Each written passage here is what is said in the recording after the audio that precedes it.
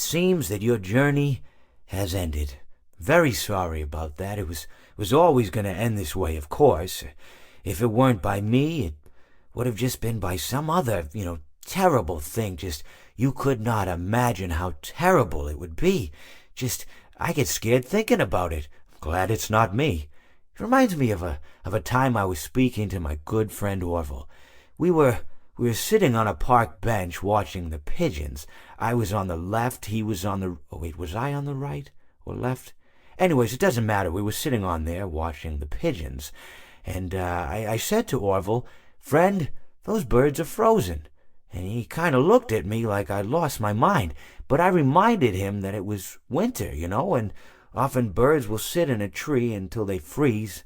And then they sort of fall to the ground until the sun warms up and they can, move around again. So I said to Orville, "You might as well save those breadcrumbs until the birds thaw, because they can't very well enjoy them in the condition they're in."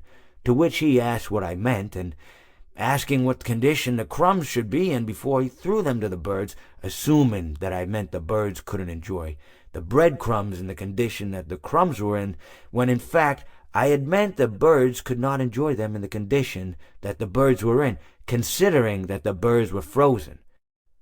So he took a moment and then threw his last handful onto the ground. I said to him, "Orville, why did you throw the breadcrumbs to the birds when I just told you they're frozen?" To which he responded, "The breadcrumbs are not frozen." Again, misunderstanding my words. I didn't mean to say that the breadcrumbs were frozen when I said I told you they're frozen. I'd been referring to the birds. In hindsight, what I should have said was, and this would make perfect sense, "Why did you throw the breadcrumbs to the birds when the birds are frozen?"